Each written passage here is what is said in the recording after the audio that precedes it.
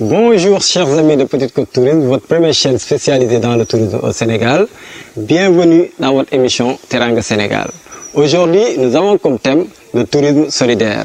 Pour cela, nous avons invité Anne-Sophie, qui est vice-présidente de l'association Sénégalité ASBL, qui est basée à Nianing, dans le département de Mbour.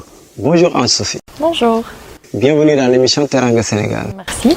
Ok, Anne-Sophie, vous êtes vice-présidente de l'association Sénégalité ASBL. Peut-on savoir qu'est-ce que c'est cette association? C'est une association belge. Nous sommes de Verviers en province de Liège. C'est une association qui a un peu plus de 10 ans parce que nous venons là au Sénégal à Nianing depuis 15 ans maintenant.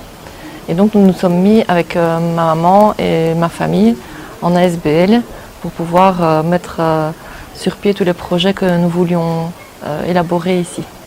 Avant de continuer, on va revenir sur le nom Sénégalité. Pourquoi ce nom Sénégalité? C'est un nom, je pense, qui est venu très facilement avec le Sénégal, l'égalité, l'entraide, etc. Donc Sénégalité, c'était assez juste, donc on a gardé le nom directement. Ok, vous avez parlé tantôt de projets. C'est quoi vos projets? J'espère qu'on a le temps parce qu'il y a beaucoup de projets. Le premier projet, c'était la scolarisation des enfants ici à Nianing et les enfants qui viennent aussi de la brousse environnante. Et donc par la recherche de parrains là-bas en Belgique, il y a eu à peu près une centaine, on a dépassé même la centaine d'enfants parrainés, ce qui veut dire que ces personnes en Belgique finançaient la scolarité des enfants. Il y avait un suivi en recevant des courriers, les bulletins, etc. des enfants. Et grâce à nos fréquents voyages ici, on peut faire des échanges de lettres, de bulletins et de bonnes nouvelles de part et d'autre dans l'échange. Combien d'enfants ont été parrainés ici? On est arrivé à un moment donné à, je pense, 129 enfants parrainés, et dont beaucoup, certains étaient pris dès le CI, donc vraiment pré-école primaire. Et certains sont maintenant à l'université, sont sortis de l'université. On a plusieurs infirmières qui pratiquent déjà. On a une ingénieure civile. On a encore des jeunes là pour le moment à l'université, tout autant que des petits au CP, etc. Donc ça balaye toute la scolarité possible ici dans toutes les écoles de Nianing. Vous êtes basé à Nianing. Est-ce que seulement les enfants de Nianing bénéficient de ces parrainages? Non, parce qu'à force d'être ici au village, on a créé beaucoup de liens avec plein de gens, même des villages de brousse, puisque nous y allons aussi pour faire des soins de santé, de l'éducation à l'hygiène, etc. Donc on crée des contacts là-bas et beaucoup d'enfants de la brousse marchent très longtemps, parfois 2 heures chaque matin et chaque soir pour aller à l'école. Et évidemment, aussi pour ces enfants-là, on cherche des parrains en Belgique. Donc voilà, c'est assez étendu, un peu plus large que le village de Nianing. Ok, donc par rapport aux critères, quels sont les critères que vous prenez en compte pour sélectionner les élèves, les enfants? Ce n'est pas vraiment une sélection, c'est tout à fait naturel, c'est par rapport au contact qu'on a avec eux, mais évidemment, ils sont tellement nombreux à espérer un parrain, une aide pour la scolarité qu'ils redoublent d'efforts, comme on dit ici, pour pouvoir être parrainés. Et vu que la liste est très longue, on essaie d'avoir plus des échos favorables pour l'un ou pour l'autre parce que les places sont chères, comme on dit chez nous. Si on pouvait avoir beaucoup plus de parrains, on aiderait encore plus d'enfants. Mais jusqu'à présent, c'est vraiment des jeunes super motivés, très courageux, qui parfois avaient vraiment perdu toute espérance d'études et qui finalement sont loin, sont très bien montés dans leur classe et travaillent super bien, justement pour faire honneur et pour remercier leurs parrains parce qu'ils connaissent la chance qu'ils ont. Et voilà, on espère continuer à pouvoir en aider le plus possible. Ok, donc le parrainage, vous cherchez les parrains. Mais vous avez démarré comment pour ces parrainages-là? Simplement en venant, la première fois qu'on est venu il y a 15 ans, j'étais avec ma maman, Christiane Bindel, et en allant aider une école de Verviers, d'ailleurs, d'où nous sommes originaires, qui construisent une école en brousse. Nous étions là juste pour aider, faire de la peinture, etc. Mais des gens venaient près de nous avec des enfants blessés, etc. Donc comme je portais le sac pharmacie, je vais dire, le sac médical, en soignant ces enfants qui revenaient le lendemain, le surlendemain pour continuer leurs soins, ça fait beaucoup de contacts. Et du coup, ça ça nous a donné envie de faire quelque chose d'efficace, mais dans plein de domaines. Donc les soins de santé, construire un puits, aider pour une école, tout autant qu'apporter ces petits, ces enfants, ces jeunes, ces ados à l'école et les faire sortir de leur village en les aidant pour la scolarité. Mais nous, toutes seules, on ne sait pas le faire. On est en ASBL, donc c'est vraiment avec nos petits sous. C'est une association qui fonctionne grâce aux dons et à l'artisanat qu'on ramène d'ici, en faisant du coup vivre beaucoup de personnes aux alentours dans le village. On fait des trousses, des sacs, etc. qu'on ramène en Belgique. Et en vendant tout cela, ça nous ramène la possibilité d'amener ici de l'argent pour les soins de santé, pour les aider au niveau alimentaire, pour construire un puits, finir une école, réparer quelque chose. Et du coup, ça a pris de l'ampleur et petit à petit, en connaissant de plus en plus de personnes, même de l'extérieur du village, ça a fait des contacts et par des coups de cœur très souvent, on s'est dit toi, il faut qu'on t'aide. Et on rentrait en Belgique en disant qui voudrait aider ce jeune, cette fille, ce gamin pour améliorer sa scolarité. Et c'est comme ça que ça a démarré un petit peu dans tous les sens. Mais c'est génial. C'est bien. Donc, par rapport au choix des parrains, comment vous parvenez vraiment à décrocher des parrains là-bas chez vous? Ce n'est pas évident, mais comme je parlais justement de coup de cœur, c'est beaucoup de connaissances à nous qui nous entendent parler de ce qu'on fait ici. On ramène des photos, des souvenirs, on en parle beaucoup. Et du coup, ça touche évidemment des gens. Et donc, ils se proposent, ils disent simplement qu'est-ce que je peux faire pour aider un jeune, un petit, un plus grand, en primaire, en secondaire. Et l'essentiel pour nous, c'est que si ces personnes acceptent de suivre un jeune, on leur dit, allez, ok, on démarre, mais vraiment, il faut essayer de le suivre jusqu'au moins arriver au bac pour pouvoir leur permettre d'avoir un avenir ici. C'est ça vraiment le but. Éventuellement l'université ou des études supérieures, mais en tout cas, de les suivre de nombreuses années, vraiment jusqu'au bout.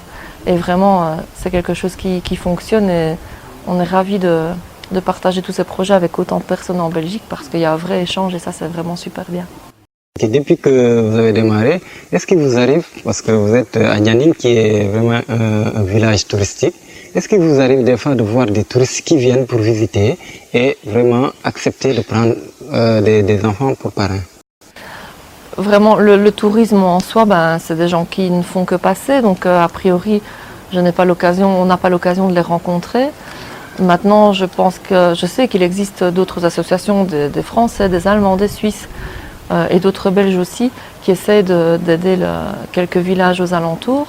Mais nous, on fonctionne vraiment avec notre page Facebook en Belgique, donc qui est liée à la ASBL Sénégalité, mais avec nos connaissances à Verviers, et le Verviers étendu. Et c'est vrai que depuis autant d'années, c'est vraiment dans nos connaissances à nous qu'on a réussi à créer ce groupe d'enfants parrainés. Mais certainement, il y a beaucoup de gens qui ne connaissent pas et qui peuvent vraiment être utiles pour tout ça. Ok. Anne-Sophie, si vous permettez, on va voir une vidéo que nos techniciens ont réalisée avec des enfants que vous avez parrainés et quelques parents d'élèves avant de revenir sur le plateau. Okay.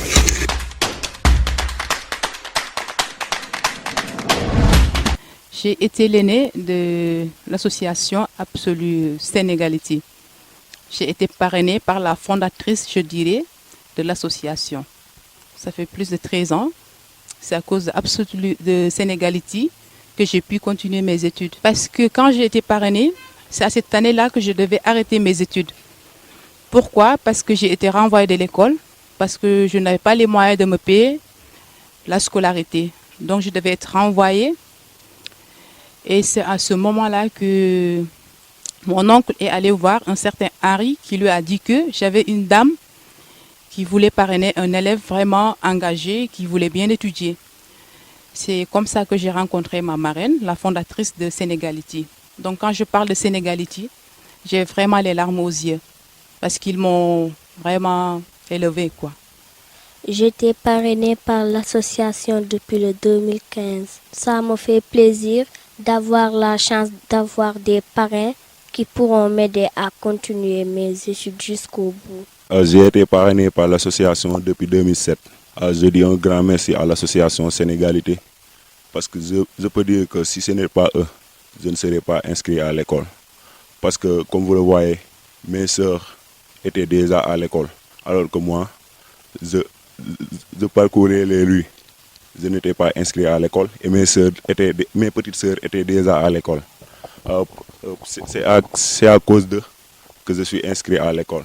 Je suis en licence HECF, comptabilité et finance à l'ICAO Saint-Michel de Dakar. Bon, je m'avais commencé là où a terminé ma sœur. C'est à cause de l'association que j'ai pu continuer mes études. Je leur souhaite de bien continuer et je leur dis un grand merci. Vraiment. Nous remercions l'association Sénégalité de voir aider nos grands frères et grandes sœurs pour continuer leurs études. Franchement, nous vous souhaitons une bonne continuation. Je m'appelle Antoine Sen. Je remercie l'association Sénégalité qui a parrainé mon fils. Merci, je vous souhaite bon sens et bonne continuation.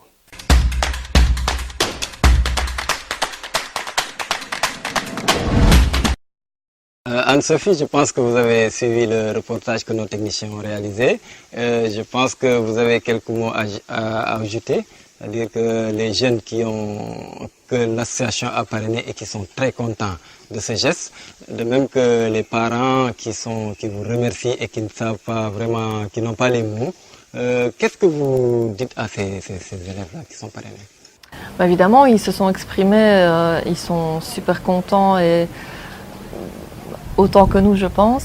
Et ce sont des jeunes qui ont vraiment donné tout leur courage, beaucoup d'efforts tout au long de ces années, parce que malgré tout, aller à l'école, ça paraît simple pour nous en Belgique, mais certains viennent de très loin, marchent très longtemps le matin, très longtemps le soir, ils vont à l'étude après, ils font vraiment tout ce qu'ils peuvent pour réussir. Et ici, certains viennent de passer le bac, d'autres le BFM, les examens de fin de 3e secondaire équivalent en Belgique. Et donc, ils sont reconnaissants, mais c'est pour nous aussi une réussite, parce qu'on peut rentrer en Belgique avec fierté, de dire à leur parrain, leur marraine, voilà son bulletin, voilà un courrier, parce qu'ils tiennent toujours à ramener une lettre à leur parrain, à leur marraine, parce que c'est un échange et c'est ça qui est très, très gratifiant et surtout nécessaire aussi dans un échange comme ça avec un pays lointain. Tous les parrains ne viennent pas ici, mais donc ils ont des échanges réels et ça c'est essentiel. Et je pense que les jeunes leur rendent vraiment bien et vraiment ça c'est l'essentiel, parce que les parrains doivent savoir combien ils sont importants pour ces jeunes-là. Donc ça c'est cool. Ok, Anne-Sophie, quand on parle d'études, vous devez vraiment suivre souvent le niveau d'études de ces élèves. Est-ce qu'il vous arrive vraiment de mettre des sanctions pour les élèves qui ne sont pas bien à l'école? C'est toujours compliqué parce qu'a priori, si un enfant ne donne pas tous ses efforts, etc., pour vraiment réussir, c'est décevant parce qu'il y a tellement d'enfants qui attendent un parrainage. On leur dit il faut, donc je disais tout à l'heure, redoubler d'efforts pour vraiment avoir une bonne moyenne, etc. Donc on leur dit, on leur répète, et normalement celui qui redouble, eh bien, c'est vraiment une décision du parrain de dire je lui donne une deuxième chance et il peut redoubler sa classe et je continue à l'aider. Et ça c'est, Inch'Allah, c'est vraiment merci, parce que alors là ils se rendent compte et ils redémarrent, mais c'est très très rare. Ils savent tellement que c'est unique comme chance, vu le nombre de leurs voisins, de leurs copains à l'école qui n'ont pas cette chance-là d'être parrainés et qui n'iront peut-être pas jusqu'au bac. Ils savent combien ils ont de la chance d'être parrainés et du coup, vraiment, ils y vont mais de leur mieux pour ne pas rater l'école. Donc c'est très rare. Mais sinon, oui, on est derrière et on leur dit là, ça ne va pas. Et du coup, ça va bien. Vous êtes une association ASBL. Qui dit ASBL dit Association à but non lucratif. Donc, vous aussi, vous devez exister. Comment est-ce que vous avez créé des alternatives pour vraiment subvenir souvent à vos besoins par rapport à cette maison que vous gérez? C'est inévitable parce que les parrains, évidemment, ils payent la scolarité, donc ce que le collège, toutes les écoles demandent comme finance pour accepter les enfants à l'école, en sachant que si ce n'est pas payé, les enfants peuvent être renvoyés. Donc tout ça, c'est une vraie gestion qui se fait lors de chaque voyage de Chris ici en octobre. Et d'autres personnes de l'ASBL qui viennent aussi en octobre afin d'être sûr que les enfants soient bien inscrits. Mais au-delà de ça, je parlais tout à l'heure des soins de santé, de construire un puits quelque part ou de réparer une école ou d'amener beaucoup de matériel dans un dispensaire très loin en brousse où on essaie d'aller régulièrement. Et donc pour tout ça, c'est le nerf de la guerre, il faut de l'argent. Et chaque année, on ramène en Belgique de l'artisanat, c'est-à-dire qu'on demande à plusieurs couturiers, à plusieurs marchands de tissus de réaliser des trousses, des sacs, plein de choses qui fait que beaucoup de monde ici à Nianing peut vivre de cette demande que l'on a envers eux de réaliser cet artisanat. Ça fait du coup vivre plusieurs familles et nous ramenons tout ça en Belgique. On partage aussi sur notre page Facebook Sénégalité afin que les gens, contre quelques euros, aient une trousse qui leur plaît, un sac, quelque chose, vraiment quelque chose qui vient d'ici. Et du coup, ça nous permet en effet de récupérer de l'argent pour augmenter notre pharmacie, puisque au jour le jour, c'est les visites ici à la maison pour se faire soigner. Une petite fille qui a brûlé ses doigts la semaine passée avec de l'eau bouillante, un autre petit qui a une plaie énorme au pied, mais que faire? Vraiment, ce voyage-ci, un autre enfant qui a été complètement brûlé parce que sa hutte a pris dans un incendie qui date d'il y a 1 an, mais il n'a pas été soigné, donc maintenant il arrive et c'est des plaies vraiment incroyables. Et donc tout ça, ça doit être financé un minimum. On l'emmène à l'hôpital de Waran où on fait les soins ici sur place, donc on a besoin d'argent. Et c'est incontournable. Et donc l'artisanat nous permet de faire ça. Ou parfois des personnes de Belgique qui disent « Ah, tu repars là-bas, je te donne 10 euros, 20 euros, 30 euros, comme ça vous pouvez faire un colis alimentaire, faire... voilà. » Donc, ou les pharmacies en Belgique nous donnent parfois des pansements, de quoi faire des soins. Et c'est cette ampleur-là que la SBL prend et sur laquelle on compte, sinon on n'y arriverait pas. Ok, Anne-Sophie, nous rappelons qu'on parle toujours de tourisme solidaire. Donc, qui dit tourisme solidaire met en avant l'homme avec grand H, en même temps aussi les intérêts des populations locales. Donc, l'autre jour, j'ai trouvé ici des jeunes qui viennent de Belgique, c'est des scouts, et qui me disaient qu'ils sont ici pour aider les populations locales. Comment vous faites pour recruter ces jeunes-là qui viennent ici? Très régulièrement, c'est eux qui viennent vers nous. Donc, c'est en effet, ce sont des mouvements scouts, des guides, ou alors des écoles dont les professeurs sont hyper motivés et proposent à leurs élèves de faire un stage en puériculture hors de Belgique pour voir un petit peu le contexte en Afrique par exemple. Et comme ce sont des personnes que nous connaissons bien là-bas, elles viennent vers nous, on leur propose et de suite ça fait une belle harmonie pour inventer le voyage, pour le créer, pour le vivre. Et du coup, tous ces jeunes viennent avec des projets différents. Parfois, c'est aller faire des activités dans les écoles chez les tout-petits, parce que ces jeunes filles sont étudiantes pour s'occuper de petits-enfants. Quand c'est des guides ou des scouts, ici pour le mois de juillet, l'idée de cette année, c'était d'aller peindre les maisons, peindre les cases, chez des familles très souvent où il n'y a qu'une maman avec plusieurs enfants, et qui elles-mêmes ne sauraient pas payer le seau de peinture. Alors on y va, on met du bleu, on met du jaune. Et voilà, ces groupes-là sont vraiment pour donner une nouvelle énergie à chaque voyage, des énergies parfois différentes, qui se complètent, qui continuent des projets des années précédentes. Et du coup, en effet, le village en profite et c'est à chaque fois des échanges remplis de souvenirs, c'est chouette. À part le parrainage, est-ce que vous avez d'autres activités que vous faites ici quand vous êtes ici au Sénégal?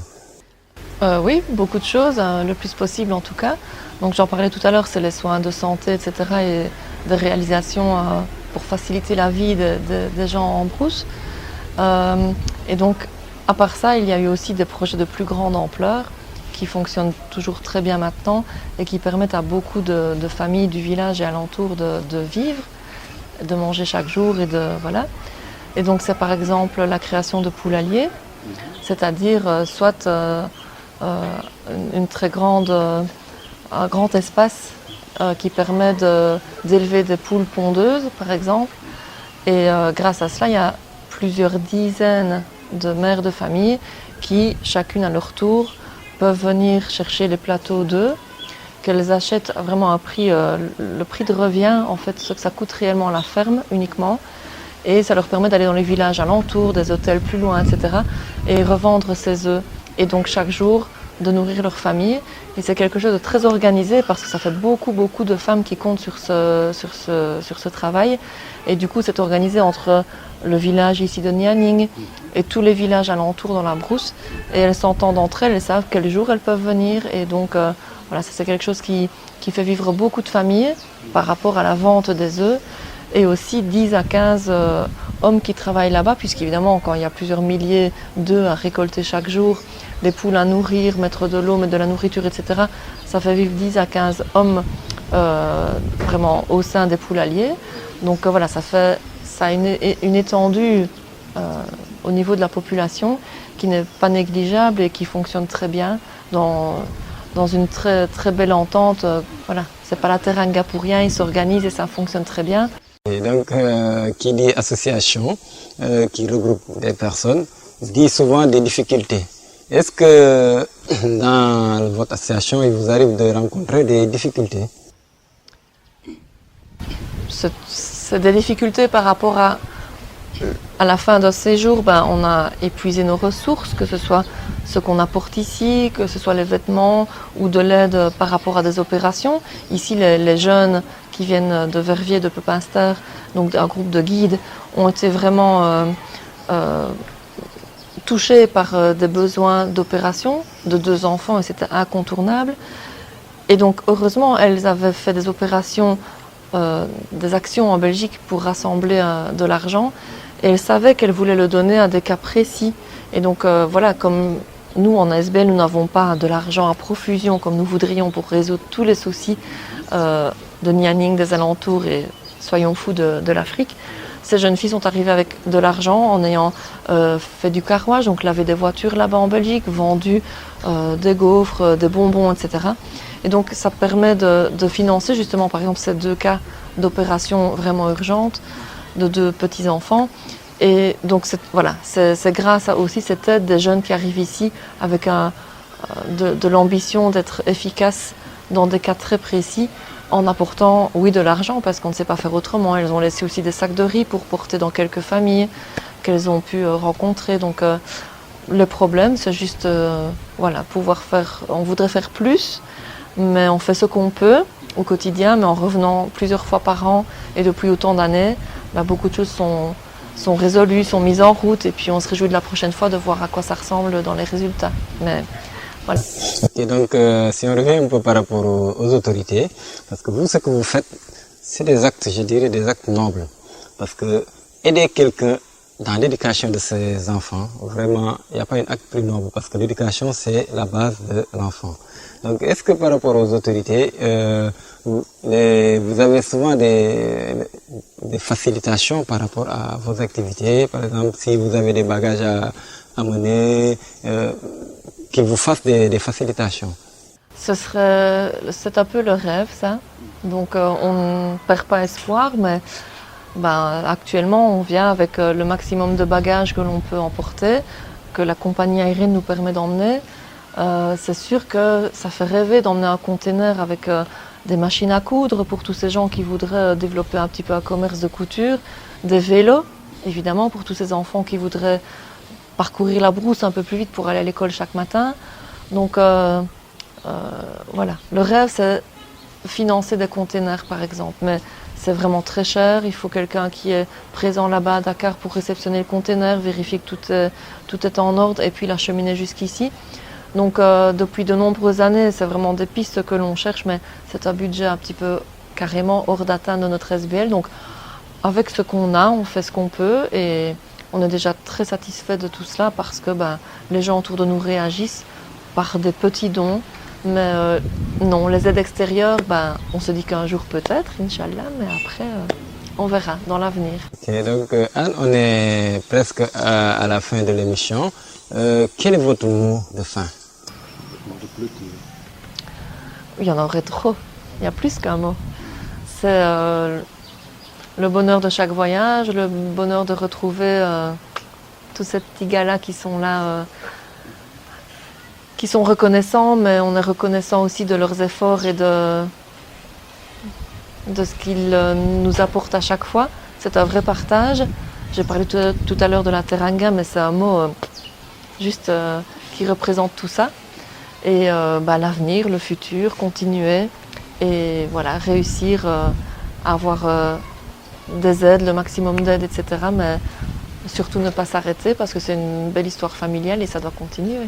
Nous vous remercions d'avoir accepté l'invitation et nous disons bon vent à votre association Sénégalité ASBL, que vraiment cette association ait plus de parrains pour accompagner davantage nos jeunes frères qui sont ici et qui en ont besoin. Nous sommes au terme de l'émission Teranga Sénégal. Aujourd'hui, nous avions comme thème tourisme solidaire, un tourisme qui est au cœur de la population locale, qui accompagne la population locale à pouvoir bénéficier des retombées touristiques. Et nous avions comme invité Anne-Sophie. Nous remercions vraiment tous ceux qui nous suivent dans votre chaîne Petite Côte Tourisme. À très bientôt.